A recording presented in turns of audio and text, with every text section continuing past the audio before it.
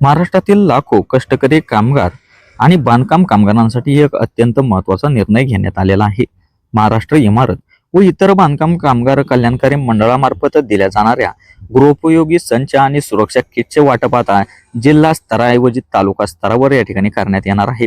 गर्दी, कायदा व सुव्यवस्था आणि कामगारांची होणारी गैरसोय लक्षात घेऊन हा महत्त्वाचा निर्णय या ठिकाणी घेण्यात आलेला आहे. या निर्णयामुळे आता कामगारांना शेकडो किलोमीटर प्रवास करून कॅम्पवर जाण्याची गरज राहणार नाही. प्रत्येक तालुक्यात मर्यादित संख्येत नियोजनबद्ध पद्धतीने किट त्यांच्या त्या ठिकाणी वाटप केले जाणार आहेत. तर याबद्दल आपण आज सविस्तर माहिती जाणून घेणार आहे. तर जिल्हाधिकाऱ्यांचा महत्त्वपूर्ण निर्णय तो म्हणजेच एका दिवशी जास्तीत जास्त 500 कामगारांना वाटप होणार. तर यवतमाळ जिल्ह्यातील किट वाटपावेळी मोठ्या प्रमाणात गर्दी झाल्याचे निदर्शनात आले. काही ठिकाणी 3000 पेक्षा जास्त कामगारांना एकाच दिवशी ऑनलाईन अपॉइंटमेंट देण्यात आल्यामुळे त्या ठिकाणी गोंधळ निर्माण होण्याची शक्यता होती. या पार्श्वभूमीवर जिल्हाधिकारी विकास मीना यांनी तात्काळ आदेश देत जिल्हास्तरीय वाटप थांबवून तालुका स्तरावर वाटप करण्याचे त्या ठिकाणी निर्देश दिले. तर या निर्णयामधील प्रमुख कारणे म्हणजेच मोठ्या प्रमाणावर होणारी गर्दी, कायदा व सुव्यवस्थेचा त्या ठिकाणी प्रश्न, दूरच्या तालुक्यातील कामगारांची त्या ठिकाणी होणारी गैरसोय आणि प्रवास खर्च आणि वेळेची त्या ठिकाणी बचत या निर्णयामागील हे प्रमुख कारणे आहेत. आता पुढील काळात प्रत्येक तालुक्यात स्वतंत्र कॅम्प उभारला जाणार. एका दिवशी कमाल 500 कामगारांना या ठिकाणी वाटप होणार. जिल्हाधिकारी कार्यालयाची पूर्व परवानगी त्या ठिकाणी आवश्यक राहणार आणि ठिकाणी मूलभूत सोयी सुविधांची व्यवस्था देखील बंधनकारक त्या ठिकाणी करण्यात त्यांना येणार आहे. आता पाहून घ्या दूरच्या तालुक्यातील कामगारांना देखील मोठा दिलासा. यवतमाळ जिल्ह्यातील 16 तालुके आहेत. वणी आणि झरी, जामणी सारख्या तालुक्यातील कामगारांना किट घेण्यासाठी सुमारे 200 ते 210 किलोमीटर इतका प्रवास त्या ठिकाणी करावा लागत होता. गृहोपयोगी संचामध्ये मोठ्या आकाराचे साहित्य जसे की गॅस, शेगडी, पाण्याची पिंप, भांडी इत्यादी असल्यामुळे ते सुरक्षितपणे परत नेणेही त्यांना त्या ठिकाणी अवघड जात होते. तालुका स्तरावरील निर्णयामुळे प्रवासाचा खर्च कमी होईल, वेळेची देखील बचत होईल, गर्दी देखील टाळली जाणार आणि सुरक्षित आणि सुलभ वाटप देखील याच्या माध्यमातून त्या ठिकाणी होणार आहे. आता पुढेच पाहून घ्या बांधकाम कामगार योजना म्हणजे नेमके काय. तर बांधकाम कामगार योजना ही महाराष्ट्र शासनाची एक महत्त्वाची सामाजिक सुरक्षा योजना आहे. महाराष्ट्र इमारत व इतर बांधकाम कामगार कल्याणकारी मंडळामार्फत नोंदणीकृत कामगारांना विविध आर्थिक आणि सामाजिक लाभ त्या ठिकाणी दिले जातात.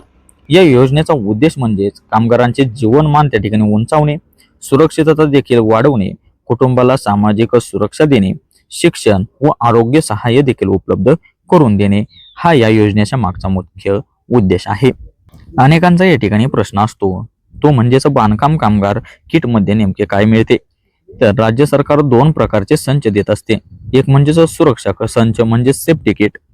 ते पाहून घ्या कामाच्या ठिकाणी सुरक्षिततेसाठी आवश्यक साहित्यामध्ये हेल्मेट, सुरक्षा बूट, रिफ्लेक्टर जॅकेट, हातमोजे, सुरक्षेचा चष्मा आणि टॉर्च याची अंदाजे किंमत 10,000 ते 15,000 रुपये इतकी असते. तर दुसऱ्या संचामध्ये तुम्हाला गृह उपयोगी संच त्या ठिकाणी दिला जातो. तर घरगुती वापरासाठी साहित्य जसे की ताट आणि वाट्या, तसेच पाण्याची पिंप, गॅसची शेगडी, प्रेशर कुकर, कढई, चमचे आणि इतर आवश्यक भांडी याची अंदाजे किंमत 30,000 ते 40,000 रुपयांपर्यंत असते. एकूण संचाची किंमत बाजारभावानुसार 40 ते 50,000 रुपयांच्या आसपास त्या ठिकाणी जात असते. आता पाहून घ्या 2026 मधील नवीन बदल नेमके काय. तर 2026 मध्ये योजनेत काही महत्त्वाचे बदल देखील करण्यात आलेले आहेत. ते म्हणजेच ऑनलाईन अपॉइंटमेंट प्रणाली असणार, नोंदणी प्रक्रिया पारदर्शक असणार, तसेच तालुका स्तरावर देखील वितरण होणार आणि एका दिवशी मर्यादित लाभार्थी जसे की यवतमाळसाठी दिलेले आहेत 500, तालुका स्तरावर लाभार्थी या ठिकाणी राहणार आहेत. ही प्रक्रिया पूर्णपणे डिजिटल करण्यात आली असून कामगारांना थेट मोबाईलवर देखील माहिती त्याची मिळत असते. आता या ठिकाणी जाणून घ्या पात्रता आणि निकष नेमके काय. तर योजनेचा लाभ घेण्यासाठी खालील अटी पूर्ण करणे तुमच्यासाठी आवश्यक आहे. त्या म्हणजेच वय वर्ष 18 ते 60 वर्ष दरम्यान असावे, मागील 12 महिन्यात किमान 90 दिवस बांधकाम काम केलेले असावे, तसेच महाराष्ट्राचा कायमस्वरूपी रहिवासी असणे आवश्यक आहे. नोंदणी सक्रिय म्हणजे ऍक्टिव्ह स्टेटस असणे देखील तुमचे त्या ठिकाणी आवश्यक आहे. जर नोंदणी कालबाह्य असेल तर रिन्युअल तुम्ही करणे त्या ठिकाणी आवश्यक आहे. आता पाहून घ्या आवश्यक लागणारी कागदपत्र नेमकी कोणती. तर नोंदणी किंवा किटसाठी अर्ज करताना तुम्हाला काही कागदपत्र लागत असतात, ते पाहून घ्या. आधार कार्ड, रहिवासी दाखला, 90 दिवस काम केल्याचे प्रमाणपत्र देखील तुम्हाला लागणार. तसेच बँक पासबुक देखील तुम्हाला लागणार आहे. पासपोर्ट साईजचे फोटो देखील तुम्हाला लागतील आणि रेशन कार्ड देखील तितकेच त्या ठिकाणी महत्वाचे दस्तऐवज आहे. आता पाहून घ्या ऑनलाईन नोंदणी प्रक्रिया नेमकी कशी असणार. तर सर्वप्रथम तुम्हाला मंडळाच्या अधिकृत वेबसाईटवर त्या ठिकाणी जायचे आहे. वर्कर रजिस्ट्रेशन हा पर्याय निवडायचा आहे. नंतर तुमचा मोबाईल नंबर टाकून तुम्हाला OTP पडताळणे त्या ठिकाणी पूर्ण करायचे आहे. नंतर तुमची वैयक्तिक माहिती तुम्हाला त्या ठिकाणी भरायची आहे आणि कागदपत्रे नंतर तुम्हाला अपलोड करायचे आहेत. नंतर फी भरून तुम्हाला अर्ज तो सबमिट करायचा आहे.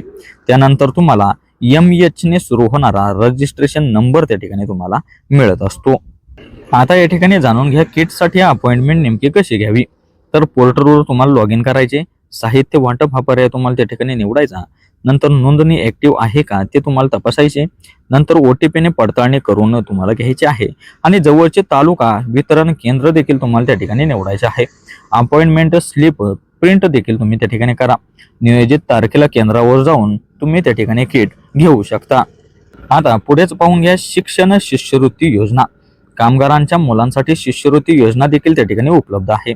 पहिलीपासून उच्च शिक्षणापर्यंत देखील त्यांना आर्थिक मदत त्याच्या माध्यमातून दिली जाते. त्यासाठी लागणारे आवश्यक कागदपत्रांमध्ये तुम्हाला बोनाफाईड सर्टिफिकेट आणि मागील वर्षाची मार्कशीट त्या ठिकाणी लागणार आहे. तर पुढे जाणून घ्या विवाह व प्रसूती सहाय्य देखील. विवाहासाठी 30,000 रुपयांपर्यंतची आर्थिक मदत तुम्हाला त्या ठिकाणी मिळत असते. तर प्रसूतीसाठी 15,000 ते 20,000 रुपयांपर्यंतचे अनुदान देखील तुम्हाला त्या ठिकाणी मिळत असते. अपघाती मृत्यूवर 5 लाख रुपयांचा विमा सहाय्य देखील त्या ठिकाणी मिळत असते. ही योजना संकटाच्या काळात मोठा आधार तुम्हाला त्या ठिकाणी ठरत असते. आता आपण पुढलाच मुद्दा पाहून घेऊया तालुका स्तरावरील वाटपाचे फायदे नेमके कोणते. तर सुरक्षित वातावरण, शिस्तबद्ध वितरण होईल, वेळेची देखील तुमच्या बचत होईल, प्रवासाचा खर्च देखील तुमचा कमी होईल आणि कायदा व सुव्यवस्था देखील अबाधित राहील. जिल्हाधिकारी विकास मीना यांच्या आदेशामुळे कामगारांना मोठा दिलासा त्या ठिकाणी मिळालेला आहे. आता आपण आपल्या संपूर्ण व्हिडिओचा आणि या संपूर्ण योजनेचा निष्कर्ष काय सांगतो ते एकदा सोप्या भाषेत पाहून घेऊया. बांधकाम कामगार योजना ही महाराष्ट्रातील कष्टकरी वर्गासाठी अत्यंत महत्त्वाची या ठिकाणी योजना आहे. किट वाटप तालुका स्तरावर केल्यामुळे आता हजारो कामगारांना प्रत्यक्ष लाभ त्याचा त्या ठिकाणी मिळणार आहे. ही योजना केवळ वस्तू वाटपापुरतीच मर्यादित नसून ती संपूर्ण सामाजिक सुरक्षा कवच आहे. शिक्षण, विवाह, प्रसूती, विमा, निवृत्ती, आरोग्य यांसारख्या अनेक सुविधा या ठिकाणी समाविष्ट आहेत. जर तुम्ही अजून नोंदणी केली नसेल तर त्वरित ऑनलाईन नोंदणी करा आणि या योजनेचा तुम्ही त्या ठिकाणी लाभ घ्या. तर ही होती आजची आपली अपडेटिंग अशी माहिती कशी वाटली ते तर नक्कीच कळवा. पण त्याआधी जे कोणी आपल्या चॅनलवर नवीन असतील त्यांनी आपला चॅनल सबस्क्राईब करून घ्या, जेणेकरून नवनवीन मराठी अपडेटिंग माहिती तुमच्यापर्यंत सर्वात आधी पोहोचत जाईल. तर भेटूया अशाच पुढील व्हिडिओच्या माध्यमातून. तोपर्यंत धन्यवाद.